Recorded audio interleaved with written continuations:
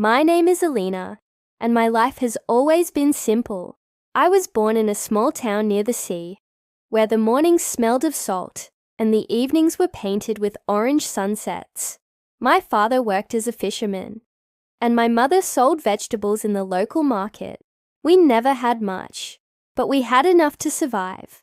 I grew up watching the sea every day, dreaming of a world far beyond the waves. As a child, I often sat on the rocks by the shore, sketching little pictures on torn pieces of paper. Drawing was my escape. I imagined castles in the sky, faces of strangers I had never met, and worlds filled with colors brighter than reality. People laughed at me and said, "Dreams don't fill your stomach." But I believed that maybe, one day, they would fill my heart. When I turned 19, life changed quickly. My father fell ill, and my mother's hands grew tired from long days at the market. I became the main support of my family. I worked at a bakery during the day, kneading dough and carrying trays of bread, and at night I painted signs for shops to earn a few extra coins. My hands were always tired, but my dreams never left me. One evening, while walking back from work, I passed by a new art gallery that had opened in town. Its windows were filled with paintings of oceans, mountains, and people with expressions so real that they almost breathed. I stood there, frozen, staring at the beauty inside. For a moment, I forgot about the weight on my shoulders. For a moment, I felt alive. That was the night I met him. A tall young man stepped outside the gallery. His suit was neat, his hair dark, and his eyes carried the calm of midnight. He noticed me standing there. For a second, I thought he would ignore me, like most people did, but instead, he smiled. "Do you like art?" he asked. I was shy.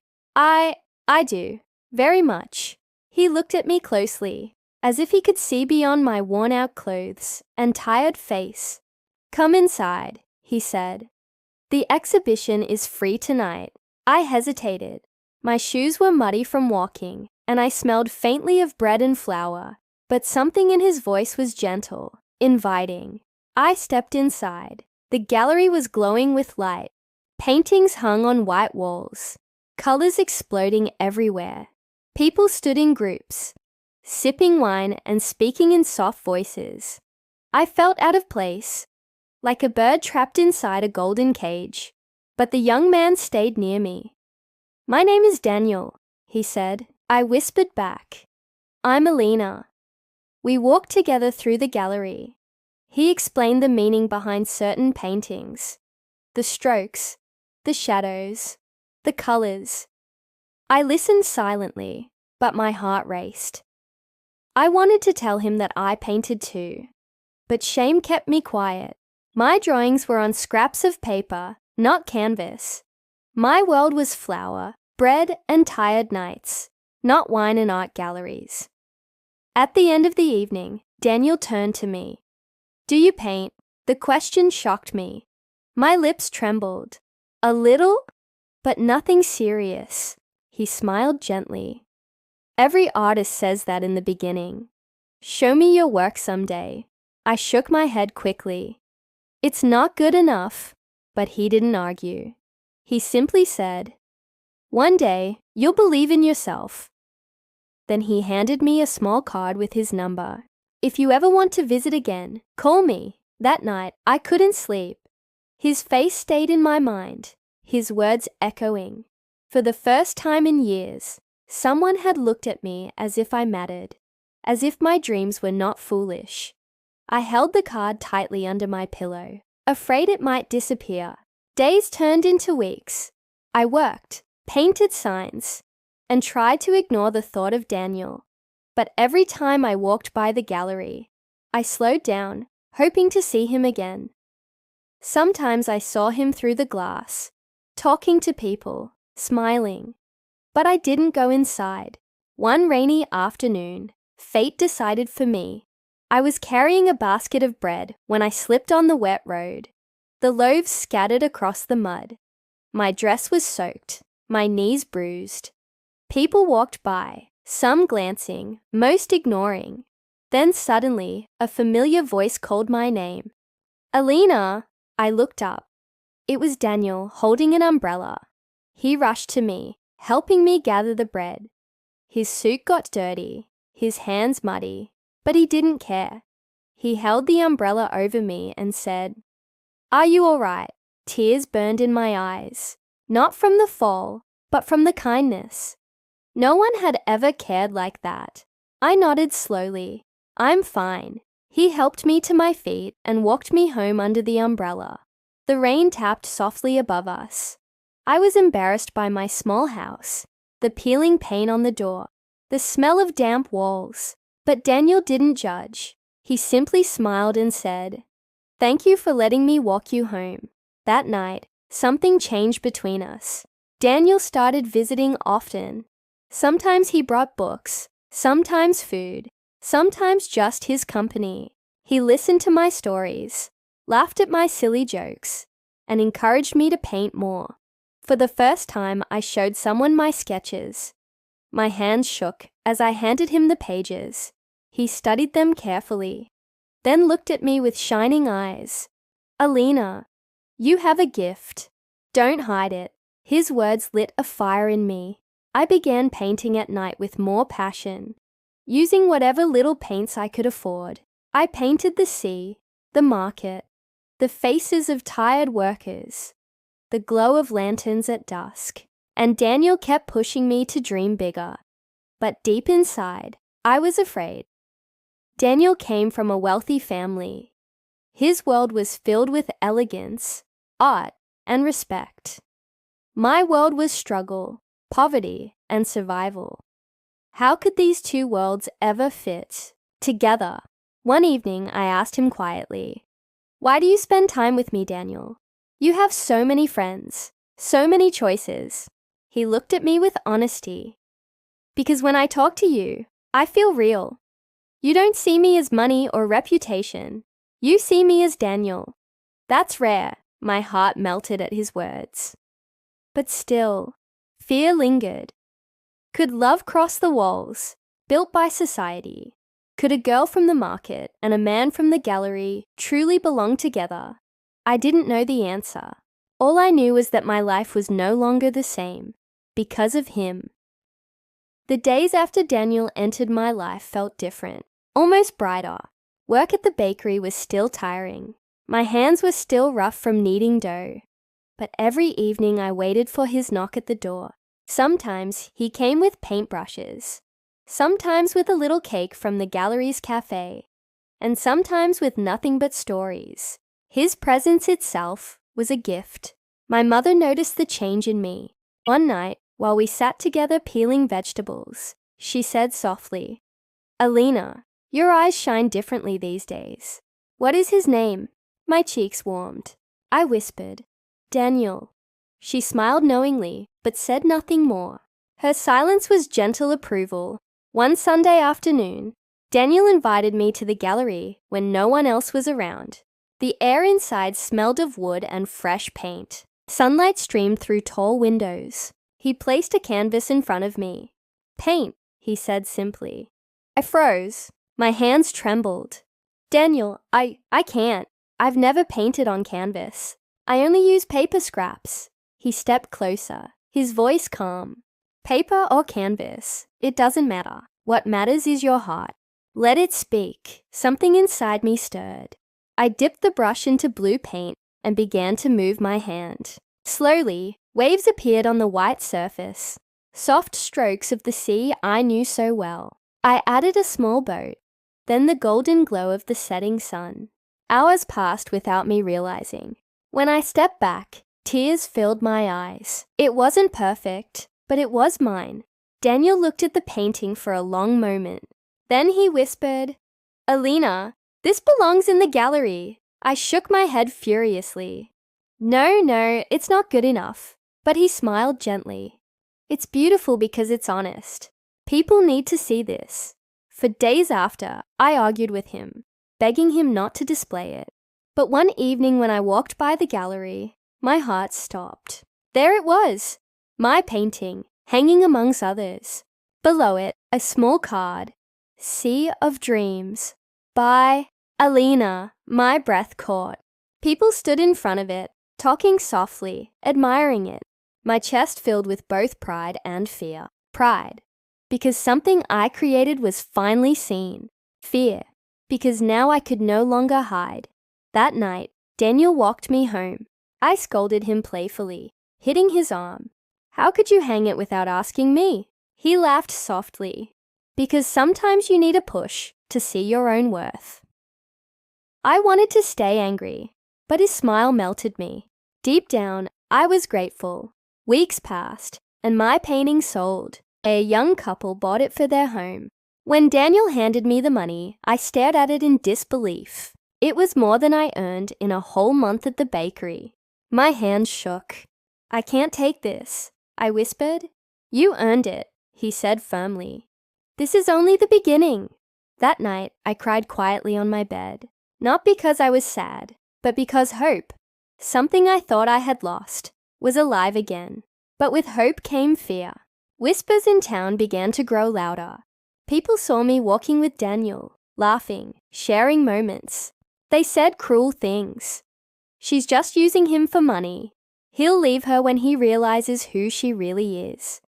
She doesn't belong in his world. At first, I tried to ignore them. But words are heavy, and sometimes they cut deeper than knives. One evening, after hearing women gossip in the market, I broke down in front of Daniel. They're right, I said, tears running down my cheeks. You don't belong with me. You deserve someone better, someone from your world. Daniel cupped my face in his hands, his eyes steady. Alina, listen to me. I don't care what they say. I don't want their world. I want you. You make me feel alive. Real, human. Don't ever doubt that. His words wrapped around me like a shield. For the first time, I began to believe that maybe love was stronger than society's whispers. One evening, Daniel invited me to a dinner party at his family's estate. My heart raced. His family was wealthy, respected, and powerful. I had nothing but a plain dress and worn shoes. But Daniel insisted. You don't need diamonds or silk, Alina. You are enough as you are. The mansion took my breath away. Tall gates, glowing lights, music floating in the air. Inside, people dressed in elegance sipped wine and spoke in polished tones. I felt like an intruder. Daniel never left my side. But I saw the looks, the raised eyebrows, the whispers. His mother, a tall woman with sharp eyes, approached.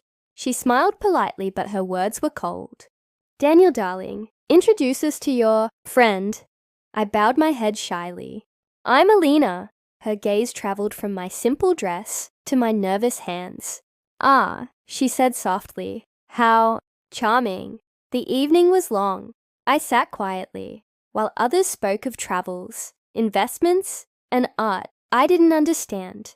Daniel tried to include me, but I felt small, invisible. When dessert was served, his mother leaned close and whispered, My dear, Daniel is destined for a grand future. Don't hold him back. The words pierced me. That night, as Daniel walked me home, I was silent. My heart was heavy. He noticed and asked gently, What's wrong? But I forced a smile. Nothing, I'm just tired. Inside my room, I broke down. Was I really holding him back? Could love survive such a wall? Days later, I made a decision. I told Daniel we needed to stop seeing each other. His face turned pale. Why? He whispered. I lied. Because I don't love you the way you think. I'm grateful for your kindness, but this isn't real. His eyes filled with hurt. He stood in silence for a long time. Finally, he said softly, If that's what you truly want, I won't force you. And he walked away. The moment the door closed, I fell to the floor, sobbing. Every word I spoke was a lie. I loved him more than anything. But I believed it was the only way to protect him. From society, from his family, from a future where I didn't belong. Days turned into weeks. My world grew grey again. The bakery felt colder, the nights emptier. I painted, but my colours lost their life.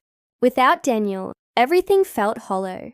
Then one evening, a knock came at my door.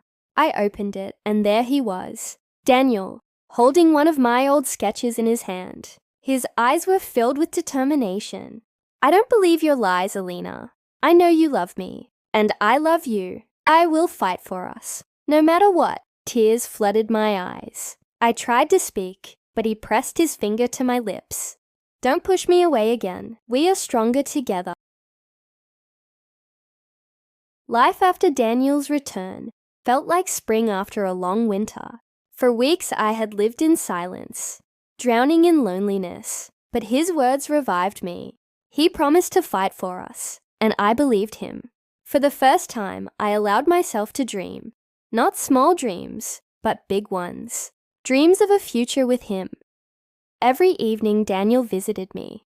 Sometimes we painted together in the gallery, late at night, surrounded by silence and colors. Sometimes we walked by the sea, our hands brushing softly as waves kissed the shore.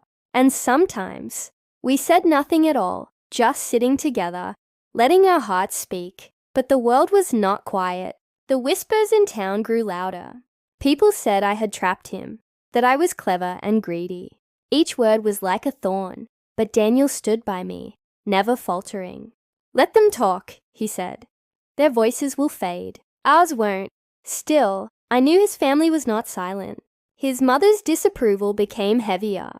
Daniel told me one evening, "She's threatened to cut me off. No money, no inheritance, nothing. If I don't leave you," my breath caught. "And what did you say?" He smiled sadly. "I told her I'd rather lose riches than lose you." Tears filled my eyes. I whispered, "Daniel, you don't understand. I don't want you to lose everything for me." He shook his head firmly. "Alina, I don't want everything. I want you. That's enough." His words touched me deeply, but fear still lived inside me. Could love survive when stripped of comfort, security, and acceptance? I didn't know, but I was willing to try. One evening, Daniel took me to a small cottage on the edge of town. It was old, but strong, with a garden in the back and a view of the sea. "This," he said, his eyes glowing, "could be our home. It's not grand, but it's ours." I stepped inside, the wooden floor creaking beneath my feet. The room smelled of dust and memories, but I could already see it. Paintings on the walls, flowers on the windowsill, laughter in the air. My heart swelled. For the first time, I felt like I belonged somewhere. We spent weeks fixing the cottage. Daniel repaired the roof while I painted the walls. We planted flowers in the garden, bright reds and yellows that danced in the wind. Slowly, it became a home. Our home. One night, after a long day of work, we sat on the porch, watching the stars. Daniel leaned close and whispered, "Marry me, Alina." My heart raced. I looked into his eyes, searching for doubt, but all I found was love. "Yes," I whispered. "Yes, I will." Our engagement was simple. No rings of gold or diamonds, just a promise spoken under the stars. But it was enough, more than enough. News spread quickly. The town buzzed with gossip, and Daniel's family was furious. His mother came to see me herself. She arrived at the cottage, her sharp eyes scanning the little house. She looked at me coldly and said, "Do you think love will feed you? Do you think it will protect you from the world's cruelty? My son belongs to a future greater than this. Let him go." Her words cut deep, but I stood tall. My voice trembled, but I said, "With all respect, Daniel is not a prize to be won or lost. He is a man, and he chooses me. That is enough." Her eyes narrowed. "You are making a mistake." She turned and left, her perfume lingering in the air long after she was gone. I collapsed into Daniel's arms, trembling, but he held me tightly and whispered, "I'm proud of you. You're stronger than you know." Despite his family's rejection, our love grew. I painted more than ever before, inspired by every moment with him. My work began to sell in the gallery, little by little. People came not just to see Daniel's exhibitions, but mine too. For the first time, I wasn't just a girl from the market. I was an artist. But happiness is fragile. And fate, it seems, always waits around the corner with a test. It began one stormy night. Daniel hadn't returned from the city. Hours passed, and worry twisted in my chest. Finally, near midnight, a knock came at the door. It was not Daniel. It was a stranger, soaked with rain. He carried news that froze my blood. Daniel had been in an accident. His carriage had overturned on the wet road. He was alive but badly hurt. I rushed to the hospital, my heart pounding. When I saw him lying there, pale and weak, tears poured from my eyes. His arm was broken, his head bandaged, but his eyes opened, and he whispered my name, Alina. I held his hand, my tears falling on his skin. I'm here. I'm not leaving. For weeks I stayed by his side, feeding him, reading to him, holding his hand through the nights. His recovery was slow, painful, but through it all, he never let go of me. You're my strength, he whispered one night. Without you, I'd be lost. His family visited, but their disapproval had softened into silence. Even his mother, standing by his bed, looked at me differently, not with warmth, but with a quiet acknowledgement. Perhaps she realized then that my love was not a game, not a trap, but something real. As Daniel healed, we returned to the cottage. Life was harder now. His injuries made some days painful, and work was slower. But our love only grew stronger. We learned to laugh through struggles, to find joy in the smallest things. A loaf of bread, a sunrise, a quiet evening together. One evening, as we sat by the sea, Daniel held my hand and said softly, Alina, do you ever regret it, choosing this life with me, when it could have been easier to walk away? I looked into his eyes and smiled through tears. Never. Because with you, even the hardest life feels beautiful. He kissed my forehead, and in that moment, I knew we had passed the test. Love had been shaken, battered, doubted, but it had survived, stronger than before.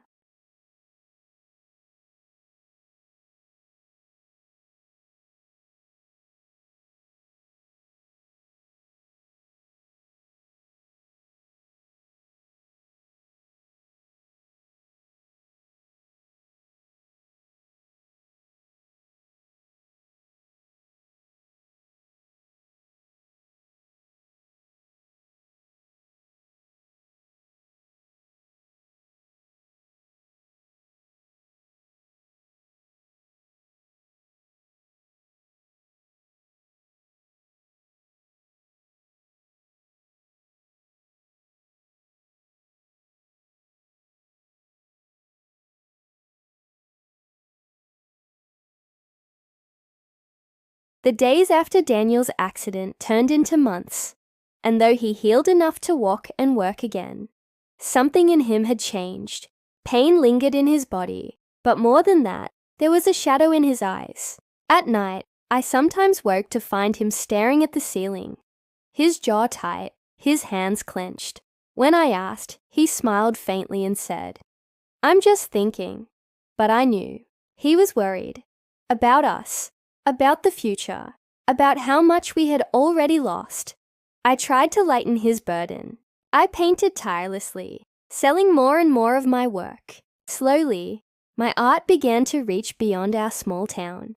Letters came from buyers in distant cities, praising the colors, the emotions, the love that seemed to shine from every stroke. But even as our finances improved, Daniel's silence grew. One stormy evening, he finally confessed. Alina, he said softly, staring at the rain outside. Sometimes I fear I've ruined your life. I froze. What are you saying? He turned to me, his eyes heavy with guilt. You gave up everything. Security, acceptance, for me. And now all I can give you is this small cottage, these struggles, and my broken self. You deserve more. Tears burned my eyes. I cupped his face in my hands. Daniel, listen to me. You are not a burden. You are my home, my reason, my joy. I don't care about riches or approval. I only care about you. But though he smiled at my words, I saw the doubt remain. The storm outside raged louder, and as thunder cracked, the door banged open. A messenger stood, drenched and breathless. He carried a letter, sealed with the crest of Daniel's family. Daniel opened it with trembling hands. His face turned pale as he read. I touched his arm. "What is it?" He swallowed hard. They want me to return. My father is gravely ill. Mother says, if I don't come back now, I may never see him again. My heart ached.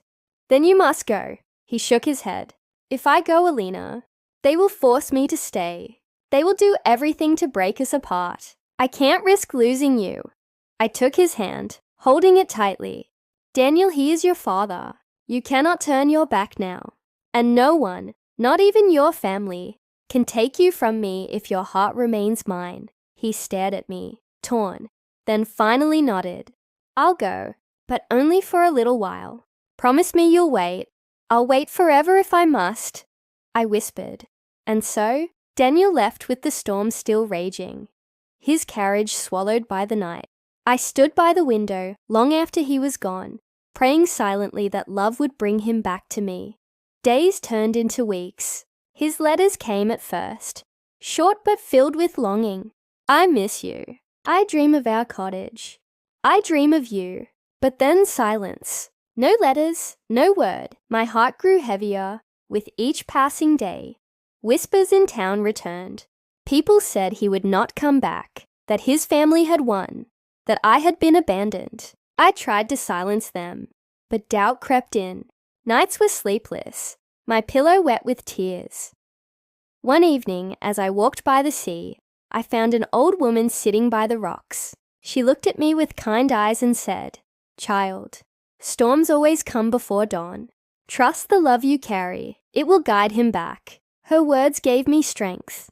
I returned home, determined to wait, no matter how long it took. Finally, after 3 endless months, a letter arrived.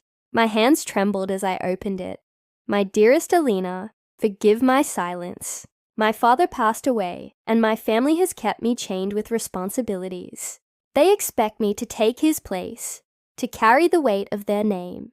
But my heart belongs to you, not to their world. Soon I will break free. Soon I will come home." Tears fell on the page as I pressed it to my chest. He still loved me. He still remembered. But fate was not done testing us. Weeks later, another message arrived. But this one was not from Daniel. It was from his mother. Her words were sharp and merciless. "If you truly love my son, let him go. His future is here, not in your little cottage. Do not be selfish. Do not destroy his life with your stubbornness." My hands shook as I read. The words echoed in my mind, clawing at my heart. Was I being selfish? Was I holding him back from a life greater than this? That night, I stood by the sea, battling with myself. My heart screamed to wait for him, to trust his love. But my mind whispered doubts. If letting him go meant his happiness, did I have the strength to do it? The following days were torture. I painted furiously, pouring all my pain into the canvas. Each brushstroke carried my longing, my fear, my love. The gallery filled with my work, but none of it eased the storm inside me. And then he returned. One crisp morning, I heard the sound of hooves outside the cottage. I ran to the door, and there he was, Daniel, weary, thinner, but his eyes burning with the same fire. "Alina," he breathed, stepping down from the carriage. I ran into his arms, tears streaming. "You came back." "Of course I did," he whispered, holding me tightly. Nothing in this world could keep me away. We clung to each other, our hearts beating as one. But even in that embrace, I felt the weight of the unspoken. His family's demands, his responsibilities, his mother's cruel words. They still loomed like shadows. That night, as we sat by the fire, he took my hands and said, "I cannot live torn between two worlds, Alina. I must choose. And I choose you." My breath caught. "Daniel, no," he said firmly. "Listen to me. I've seen wealth. I've lived in comfort, but none of it matters. What matters is this, our love, our home, our life together. I will not let anyone take that from me again. Tears filled my eyes as I whispered. Then we'll face whatever comes. Together. He kissed me, and in that moment, the storm inside both of us finally began to quiet. We did not know what tomorrow would bring. Perhaps more struggles, perhaps more battles. But for the first time, we were ready. Because love, true love, was not about avoiding storms. It was about standing together, hand in hand, until dawn broke through the darkness. And as the first light of morning spilled across the sea, I knew we had survived the storm, and our dawn had only just begun.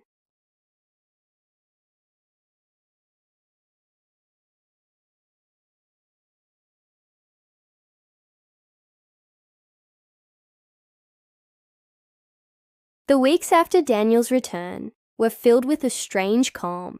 For the first time, we weren't running, weren't hiding, weren't questioning each other. We were simply living, side by side, in the little cottage by the sea. We painted together, cooked simple meals, planted more flowers in the garden. Sometimes, we walked hand in hand through the market, and though whispers still followed us, they no longer mattered. We had survived too much to be shaken by words. But the shadow of his family lingered. His mother sent more letters, softer now, less commanding. Perhaps grief for her husband had changed her. Perhaps she realized love could not be crushed. Still, her words carried weight. If you marry her, you will lose everything we built. Choose carefully. Daniel read the letter aloud, then tore it in half without hesitation. I have chosen already, he said, his eyes locked on mine. My heart ached with love for him. Yet a part of me still feared that one day he would regret, that he would miss the world he left behind. One evening, as the sun sank into the horizon, Daniel turned to me with a quiet smile. Alina, we've waited long enough. Let's marry. Tears filled my eyes. Truly, he nodded. Not in grand halls, not with silk and jewels, but here, in our home, with the sea as our witness. And so, preparations began, not of gowns and golden rings, but of flowers plucked from our own garden, ribbons woven by hand, and a dress sewn from the simplest fabric. Friends from the market, fellow artists from the gallery, and kind neighbors all offered their help. Our wedding would not be grand, but it would be filled with love. On the morning of the wedding, the cottage was alive with laughter. Women braided flowers into my hair, while children scattered petals across the garden. My dress was plain, but when Daniel saw me, his eyes shone with awe, as if I wore the stars themselves. He stood in a simple white shirt, no jewels, no titles, just Daniel, the man I loved. We stood in the garden, surrounded by people who had once doubted but now came to celebrate. The sea sang softly in the distance, and the wind carried the scent of roses. The ceremony was short, but every word sank deep into my soul. When Daniel took my hand and whispered, I promise to love you, in light and in storm, in silence and in song, until the end of my days, I felt my heart overflow. I replied, my voice trembling with tears, and I promise to love you, not for what you have, but for who you are. In every dawn, in every dusk, in every breath, I am yours. We sealed our vows with a kiss, and the garden erupted in cheers. Laughter, music, and dancing filled the night. It wasn't wealth that made it beautiful. It was love. Pure, unshaken, undefeated love. But life is never just happiness. It is woven with trials. Months after our marriage, a fever swept through the town. Many fell ill, and Daniel was among them. I watched helplessly as he lay in bed, burning with fever, his body trembling. Fear clawed at me, memories of his accident returning like ghosts. For days, I refused to leave his side. I fed him broth, cooled his skin with damp cloths, prayed through the nights. Please don't leave me. I whispered again and again. And one night, when I thought he might slip away, he opened his eyes and weakly smiled. You once waited for me through silence and storms. Wait a little longer, Alina. I will come back to you again. And he did. Slowly, painfully, he recovered. His strength returned. His laughter returned. His love returned. That trial too passed. And with it, our bond grew even deeper. Years went by. The whispers in town faded, replaced with respect. My art flourished, reaching cities far away. Daniel, though he never sought titles again, became known for his wisdom, his kindness, and his unshakable devotion. People came not to mock us, but to admire us. Even his mother, once so stern, eventually visited. She stood in our garden, frailer now, her eyes softer. I was wrong, she admitted quietly. I thought love was weakness. But I see now. It is the strongest thing of all. Daniel took her hand, forgiveness in his eyes. And in that moment, I knew our love had not just survived. It had changed hearts around us. One final memory remains, one I will carry forever. It was many years later. Daniel and I sat on the porch of our cottage, our hair streaked with silver, our hands still entwined as they had always been. The sea stretched before us, endless and eternal. He turned to me, his eyes still shining with the same love I first saw in them.